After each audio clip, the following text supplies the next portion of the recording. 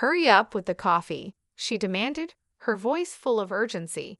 "This is why people who drop out and aren't even good-looking are just terrible at their jobs as housekeepers," my sister-in-law said with a smug expression on her face.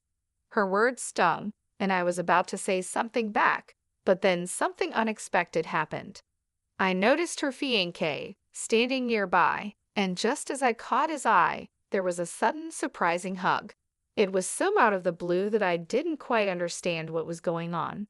But somehow, that hug changed everything. It felt like the roles between me and my sister-in-law were reversed in an instant. Let me introduce myself. My name is Lauren, and I'm 37 years old. One of my favorite things to do is fall asleep while watching videos of my child's dance recital. My child is the best, an absolute angel. The way they move their tiny limbs and their adorable little butt during the dance is just the cutest thing ever. Spoiling my child is something I love doing because, to a parent, their child always seems more special than any other. And now that I'm thinking about it, maybe that's how my sister-in-law, Lily, was brought up too. Let's go back a few years to when I had just become a newlywed. When Jack, my husband, proposed, he mentioned that he wanted us to live with his parents after we got married. I was nervous at the thought, but I agreed. Moving in with my in-laws, Frank and Olivia, in their duplex, was a decision that many say doesn't work out well.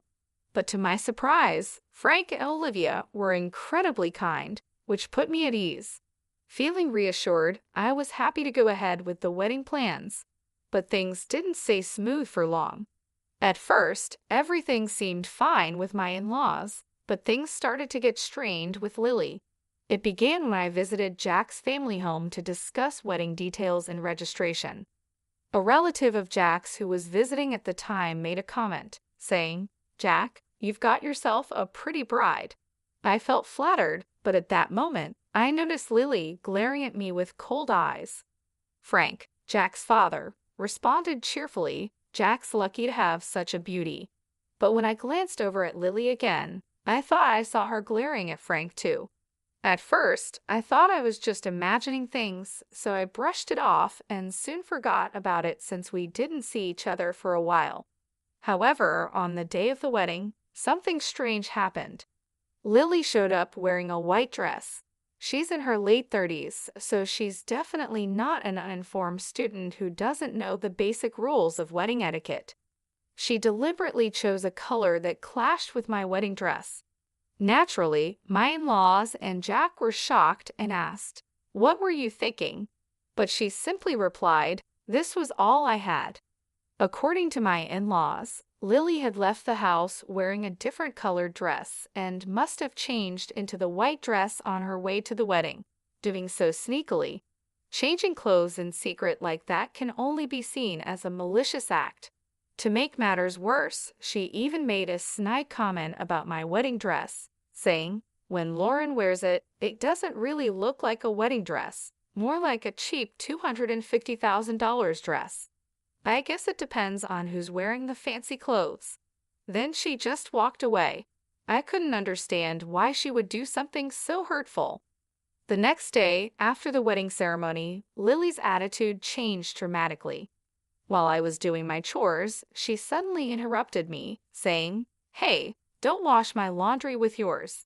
I had taken over the housework for Olivia, my mother-in-law, and was just trying to help out. But Lily didn't like that I had washed her laundry together with mine. She said, "Washing my clothes with a plain Jane's clothes might make me plain too. Disgusting. Wash them again." And then she threw her laundry at me before leaving the room. You might think I should have said something back, but I was so shocked that I couldn't find the words. Adults don't talk like that, right?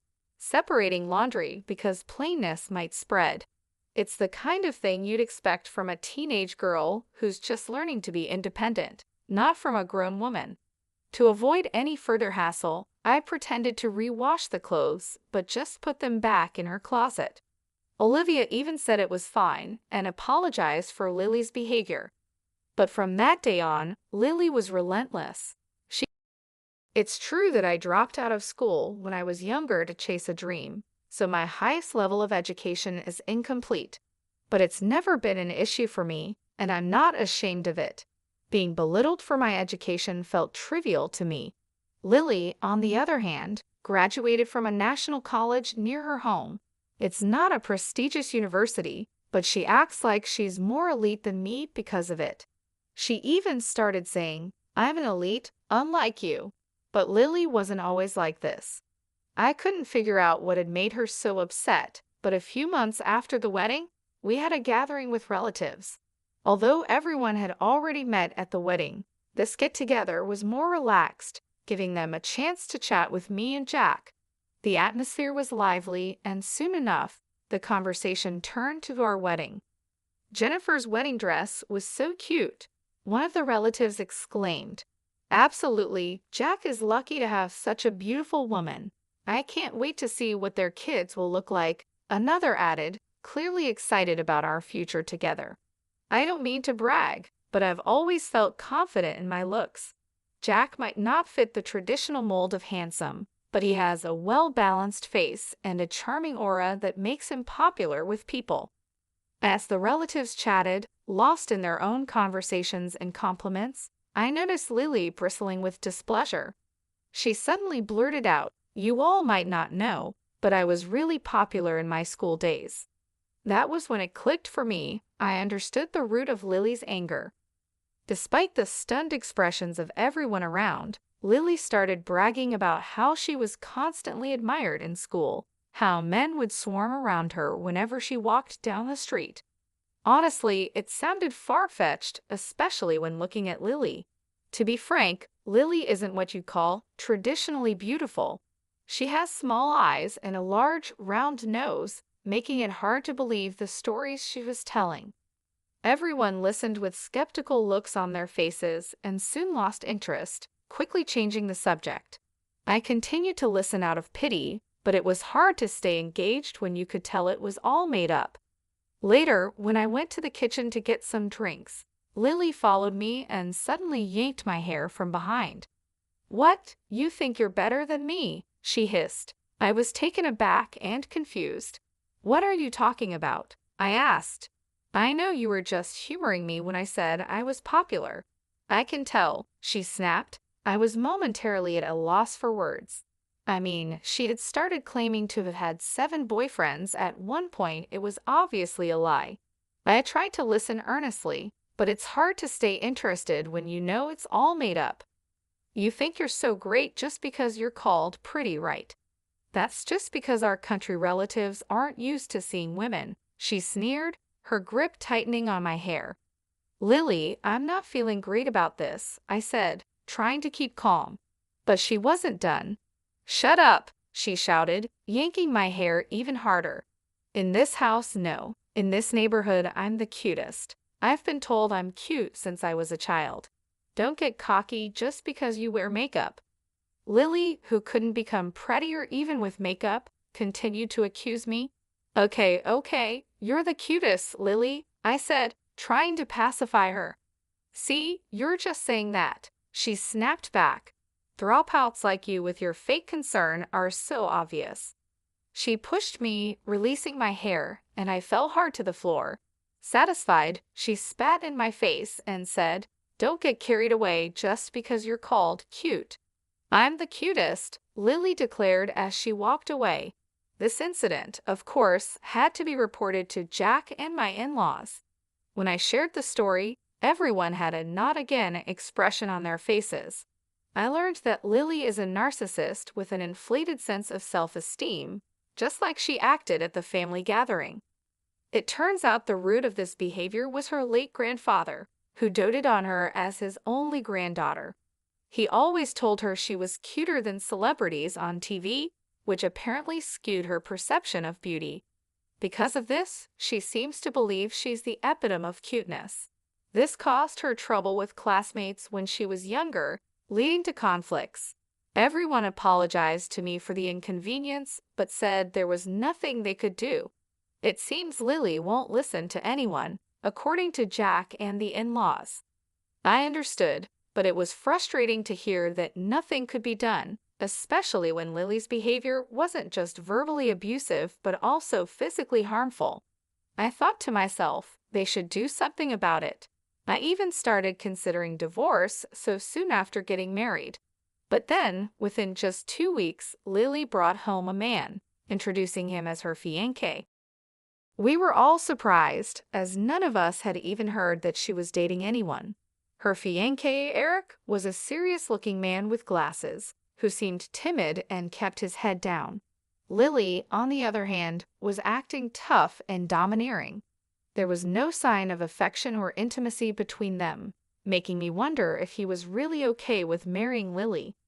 While I was preparing coffee in the kitchen, lost in thought about the situation, Lily started berating me again.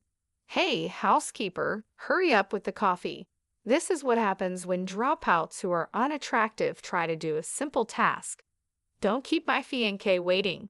If this engagement gets called off, it's your fault," she snapped. Jack and the in-laws tried to calm her down, telling her that enough was enough, but she wouldn't listen. Just as I was about to respond, Eric looked up at me.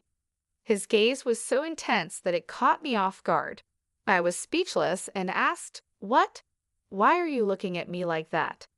Then suddenly he exclaimed, "Sandra," and hugged me tightly. Lily, taken aback, let out a confused "huh." Everyone in the room was shocked. Eric continued, "You've been doing well. I was worried about you after you retired. There's no information about you online." I was flustered and mumbled, sorry." Eric quickly let go, realizing my discomfort. Lily, still confused, asked, "What's going on? Are you a fan for my marriage?" Eric, now more confident, proudly responded, "Yes, I'm a fan of Sandra." He seemed so different from the timid person we had seen earlier. Olivia, puzzled, asked, "Sandra, who's that?" Jack then explained, "It's the idol group Lauren used to be part of, right?" I nodded silently, unsure of how to respond. Amy Maria, later known as Amy and Maria, was the musical group I was part of during my teenage years. I moved to the city at 17 and performed under the stage name Mime Pew until I was 20. While Amy Maria wasn't world famous, we had our share of popularity. Unfortunately, the group disbanded because of some members' misconduct, and I left the music industry when I was 21. I had been a lead member and the group's leader, and it was because of this that I dropped out of school. I chose to follow my dream, working part-time jobs to support myself, and I've never regretted that decision. Back when I was a teenager and later decided to marry Jack, I was working at an apparel shop. I had never mentioned my past as a musician to my in-laws or to Lily. The topic just never came up, and I felt it wasn't relevant to my current life. "Wow, you were a musician. That's amazing. Why didn't you tell us?" Olivia exclaimed, thrilled to learn something new about me. "I had some fame, but it wasn't enough to appear on TV," I explained, feeling a bit embarrassed about it. I didn't really think it was worth mentioning. Now, being reminded of that part of my life in front of everyone, I felt a mix of emotions: pride, nostalgia, and a bit of embarrassment. Eric, still glaring at Lily, said, "Lily, you just said some harsh words to Sandra, didn't you?" Lily stumbled over her words, clearly taken aback by the sudden attention. "Oh, well, she muttered, not sure how to respond. Eric didn't let up. "How could you say such things to Sandra? What right do you have to act all high and mighty?" he snapped. "You ugly girl." Suddenly, Eric's anger flared, and he lunged at Lily, leaving everyone in the room stunned. "What? These two are engaged," someone whispered in disbelief. I quickly intervened, trying to calm the situation down. "Eric, calm down. I'm not bothered by it. Don't be so harsh on her," I said, turning to him, but Eric wasn't ready to let it go. "No, Sandra, you're wrong." Eric raised his voice, his frustration clear. "She only approached me because I'm a doctor. She said she would marry anyone if it meant bragging to her sister-in-law." "That's not true, Eric," I said quietly, trying to de-escalate the situation. But Eric wasn't done. A girl who proposes just after 3 weeks of dating means nothing to me, he said, his voice heavy with disappointment. We were all dumbstruck by the unfolding drama. Apparently, Lily had planned to marry a high-status man just to boast to me. She had told people she'd caught a doctor husband because of her education. Before our wedding, Lily had scored her contacts, attending any dinner party and approaching any man with good prospects. Of course, it wasn't easy to find such a perfect match. Initially, she had casually confessed to handsome men or those in high corporate positions, but she faced nothing but failure. A few weeks later, Lily met Eric, a doctor. Not wanting to lose the chance of being with someone who earned a good income, Lily set her sights on Eric. Eric, inexperienced in love, thought to himself, "No one has ever pursued me so passionately." But a week later, he overheard Lily on the phone and realized the harsh truth: she didn't love him.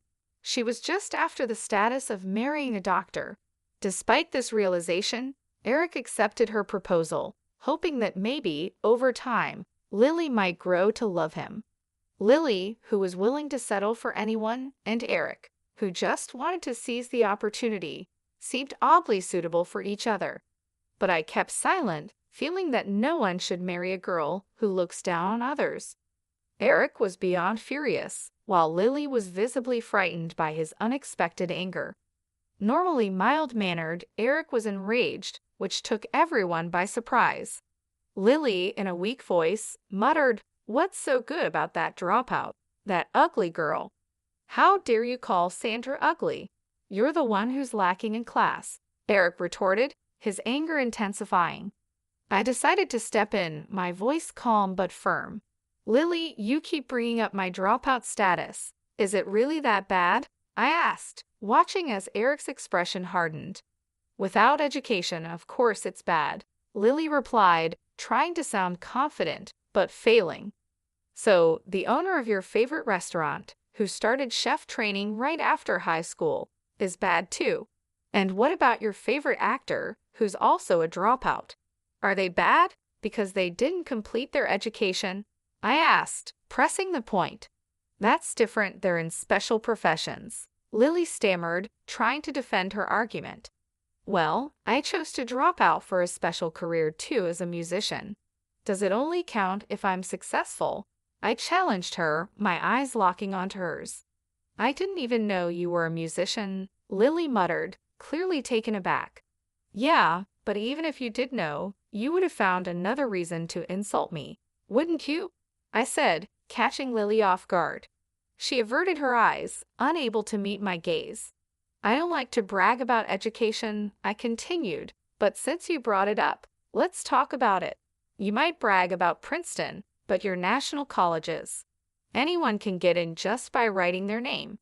And let's not forget, you graduated from the lowest performing high school in the state. Are you just proud of being able to write your name? Isn't that a bit empty?" I said with a smile, watching as Lily's face turned red with embarrassment. "Shut up," Lily snapped, but her voice lacked conviction. "Amazing, Lily, you can write your name. Are you satisfied now? You want to look down on me?" "Go ahead, Lily, you're amazing," I said, mockingly clapping for her. Eric joined in, exclaiming, "Cute. Why did I forget about Sandra for such an ugly girl? Fans are incredible, even now." Even though I didn't see myself as particularly cute, standing beside an adoring Eric, Lily's self-esteem crumbled. She looked devastated, muttering, "This is the worst. I've never been made fun of like this. I'm cute. It's your fault, you know. And besides, it's not just looks, your personality isn't cute either." "I know I'm not the cutest either," I admitted, "but I'm not as bad as you. Maybe start by fixing that ugly personality of yours." "What? Who do you think you are?" Lily's face twisted with anger. "You see," I continued calmly, "a woman's face ages with time. There's no point in being overly confident about your looks. What's important is the heart. Inner beauty shows on your face." Olivia clapped and nodded in agreement. "That's well said," she remarked. Jack added with a wry smile, "True. I used to like cute girls when I was younger, But when I started thinking about marriage, I began to value comfort and personality more. Lily, with your current attitude, you won't find happiness in marriage. Frank, my father-in-law, sharply commented, you were always called cute, but that was as a grandchild, not in the eyes of the world. With a bad personality, you'll end up being ugly both inside and out. Lily sighed deeply, feeling the weight of everyone's words. This is just the worst, she muttered, and then she started crying. Eric, showing no mercy, said, even though my fiancé is crying, I can't help but think that a girl with a bad personality has an ugly crying face. Let's call off this marriage. I'm confident I will fall for someone like this. Sorry for being distracted by her, Sandra.